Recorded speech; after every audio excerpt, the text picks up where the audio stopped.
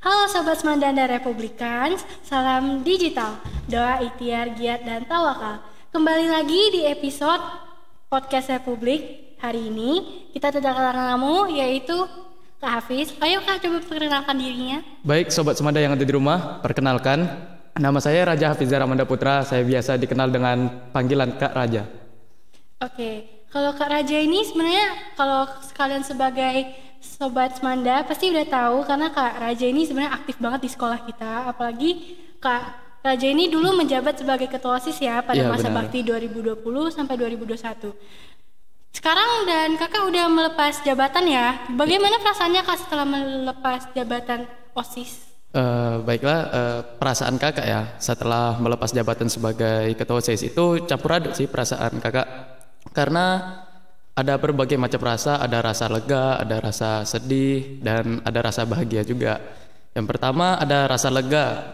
Jadi selama 1 tahun saya menjadi ketua OSIS itu ada banyak lika-liku yang saya lalui, dan tak terasa setelah 1 tahun saya lewati, saya sudah melepas rasa lika-liku itu dan saya merasa sedikit lebih lega.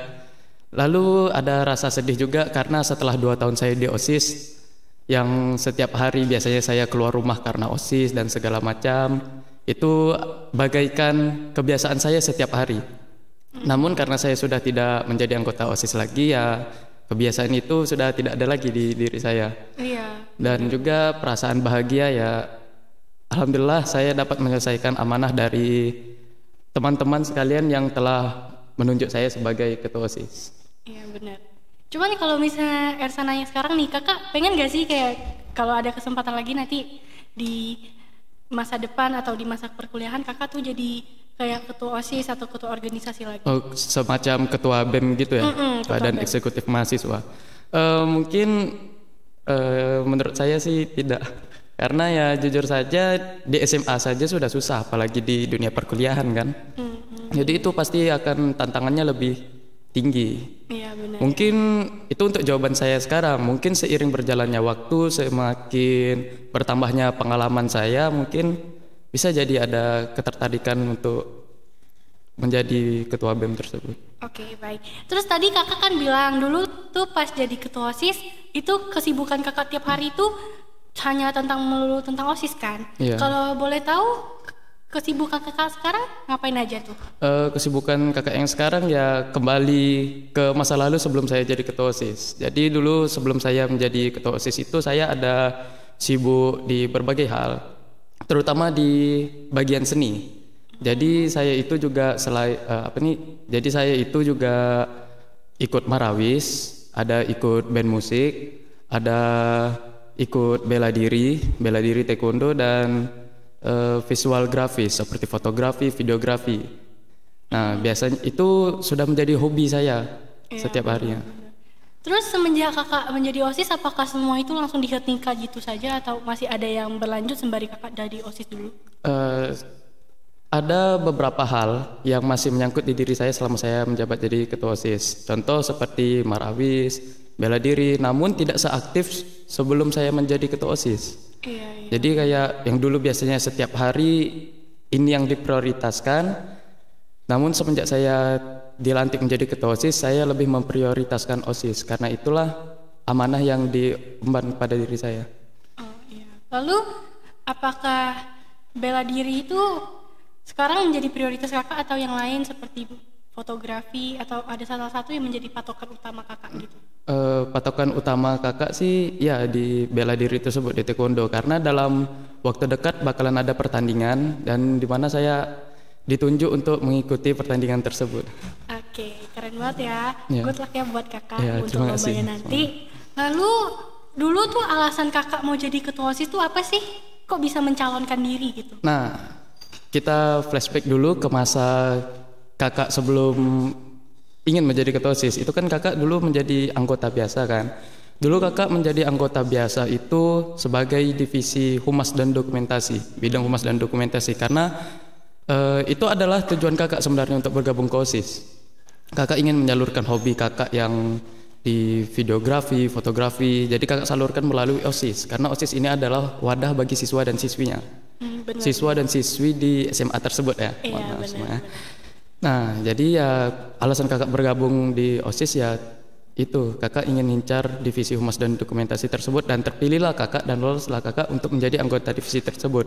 Dan setelah 1 tahun kakak menjadi anggota humas dan dokumentasi tersebut, kakak itu sangat lekat dengan ketua OSIS di atas kakak waktu itu, Kak Thomas Saputra, ketua OSIS angkatan 42. Jadi karena kakak mempunyai hobi yang sama dengan Kak Thomas dan sering kemana-mana itu ikut Kak Thomas, jadi saya banyak belajar dengan beliau, dan akhirnya pun saya tertarik untuk menjadi ketua OSIS.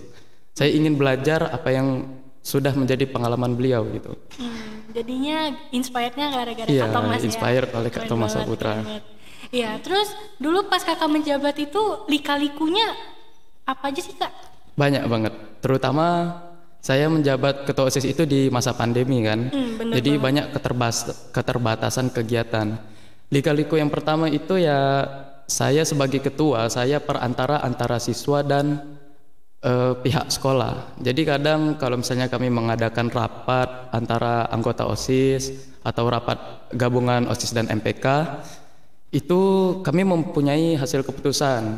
Namun setelah kami presentasikan ke pihak sekolah, namun ada beberapa hal yang tidak bisa dilaksanakan atau tidak bisa diizinkan oleh pihak sekolah karena ya pandemi tersebut. Jadi kami ingin buat kegiatan yang wah, kami ingin buat kegiatan yang keren, yang jelas yang bisa menaikkan nama sekolah, namun tetap dibatasin karena mungkin yang niat kami ingin menaikkan nama sekolah bisa jadi menjatuhkan karena bisa saja kami selama mengadakan kegiatan itu melanggar protokol kesehatan dan lain-lain sebagainya.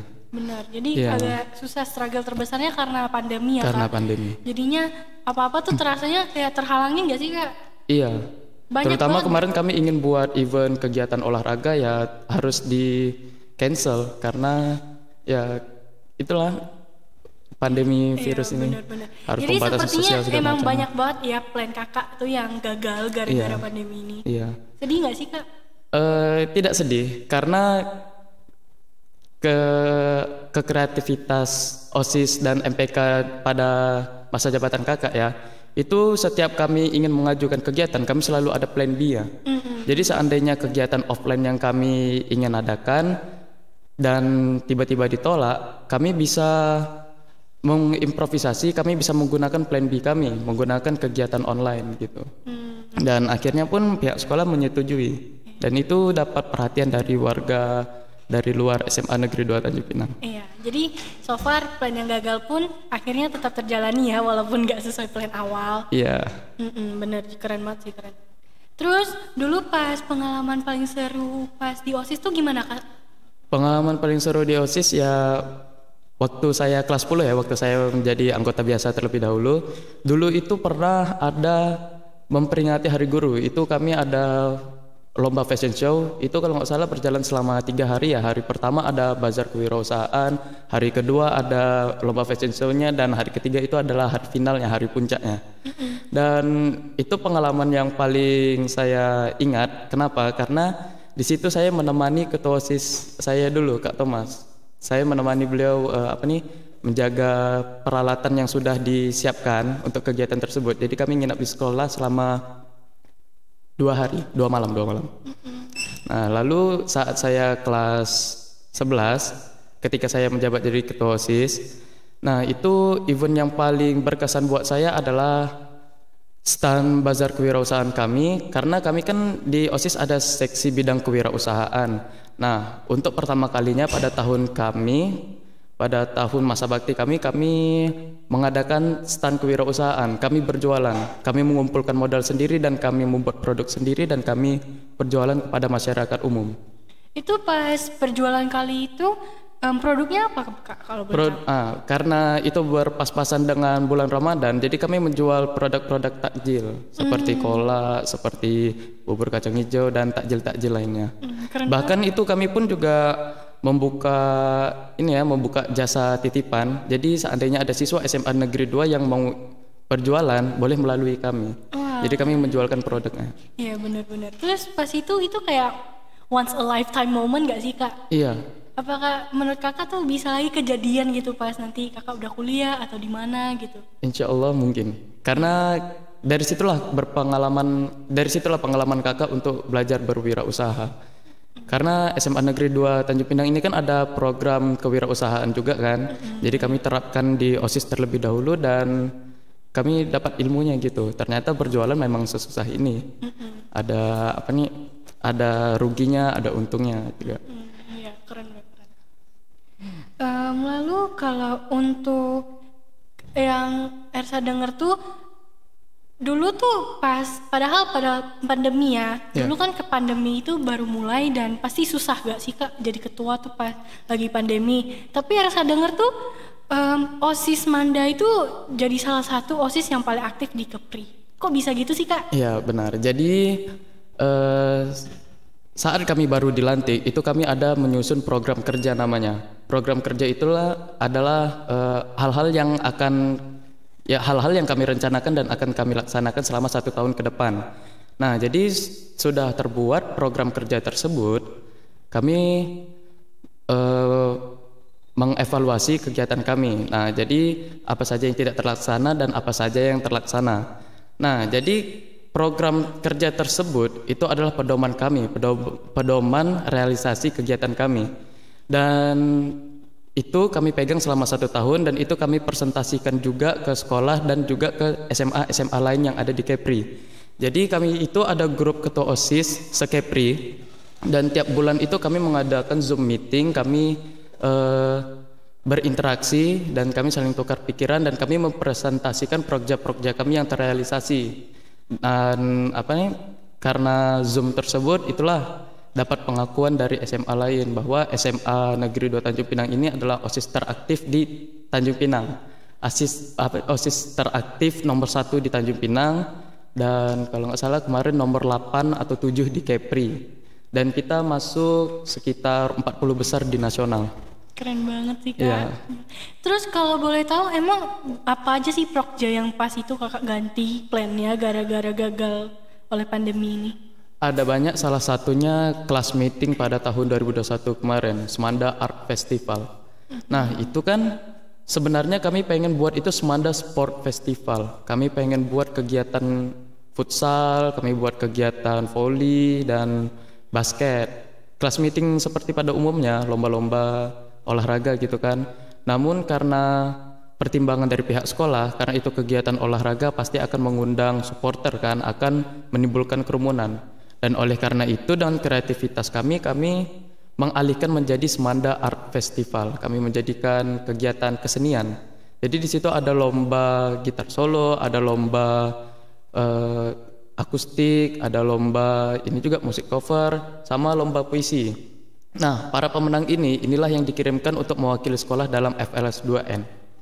Nah, jadi ya kegiatan tersebut pun tetap terlaksana secara offline, namun tanpa adanya supporter. Jadi supporternya full dari panitia sendiri. Jadi panitia menjadi panitia kegiatan sekaligus memberikan support kepada peserta yang ikut.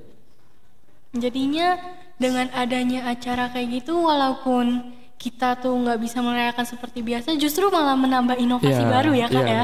Jadinya murid-murid di Semanda juga nggak bosan nggak sih karena kelas meetingnya tuh nggak gitu-gitu aja. Justru mungkin ada orang yang memiliki bakat atau potensi di kesenian tuh jadi bisa mengumbar bakat mereka, bisa menuangkan ide-ide mereka gitu.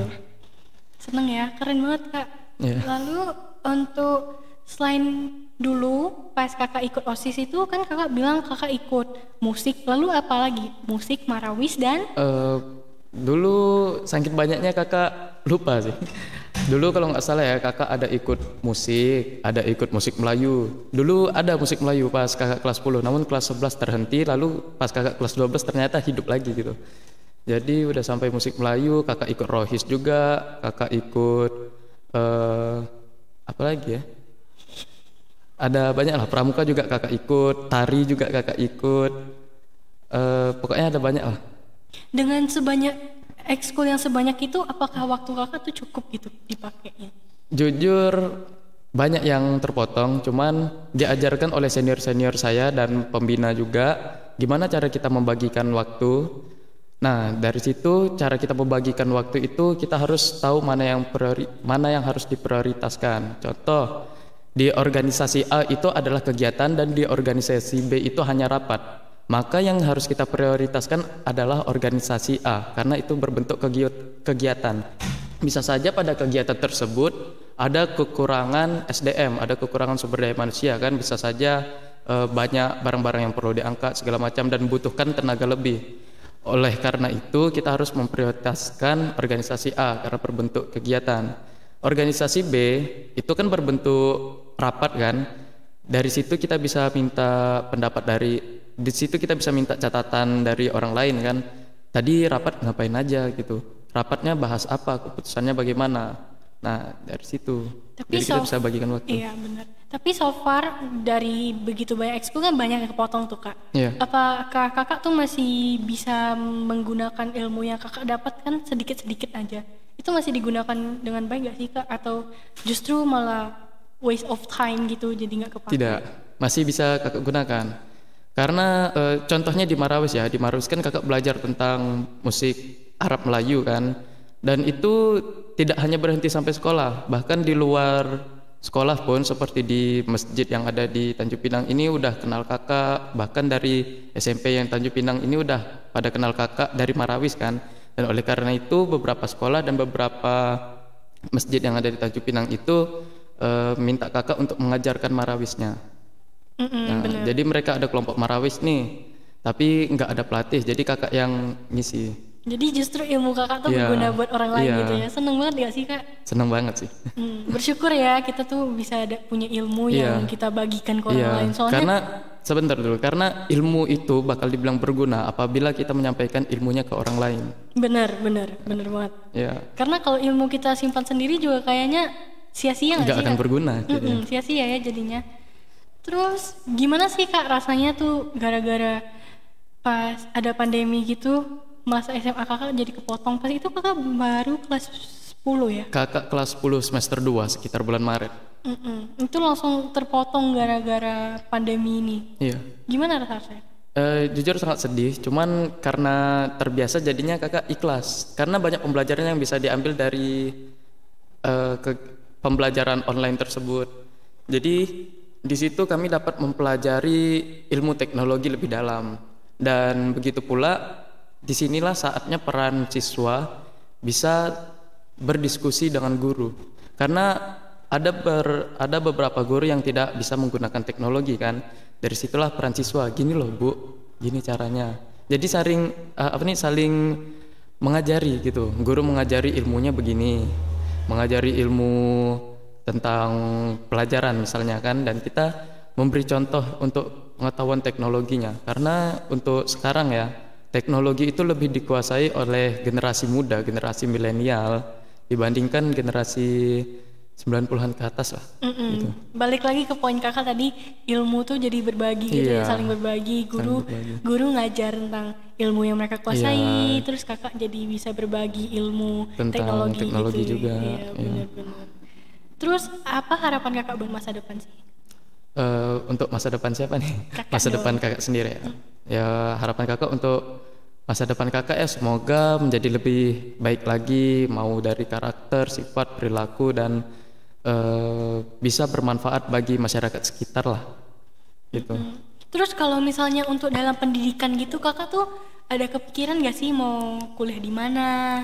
Nah, karena Kakak anak laki-laki satu-satunya dalam keluarga ya, dan dalam keluarga besar Kakak pun banyak yang dari kalangan guru, dari kalangan kesehatan, dan masih belum ada yang dari militer dari keluarga saya. Dan oleh karena itu Kakak ingin menjadi orang pertama dalam keluarga besar Kakak yang bergabung ke dalam militer. Itu motivasi Kakak. Iya, jadi sekarang mungkin habis lulus rencananya mau coba militer. Rencananya mau daftar militer, dan daftar militernya pun insya Allah yang sekolah kedinasan seperti Akpol, Akmil, ataupun akademi lainnya. Jadi yang masih negeri gitu ya? Iya, yang masih negeri. Iya, keren banget, keren. Terus apakah orang tua tuh support sama tujuan Kakak mau masuk militer? Alhamdulillah keluarga support, walaupun konsekuensinya berat ya. Iya. Konsekuensinya ya pasti sesuai dengan peraturannya. kita bakal kerja di luar daerah. Jadi ya pasti akan berpisah dengan keluarga. Namun masih bisa stay communication karena kita udah ada teknologi kan untuk komunikasi jarak jauh. Menurut kakak worth it gak sih untuk kayak ngerantau gitu istilahnya kan, pergi dari keluarga untuk mengejar mimpi kakak? Kakak rela atau melakukan dengan bahagia atau agak sedikit tidak tega gitu? Agak sedikit tidak tega sih, karena ya seperti yang kakak bilang tadi, kakak anak laki-laki satu-satunya dan anak bungsu lagi.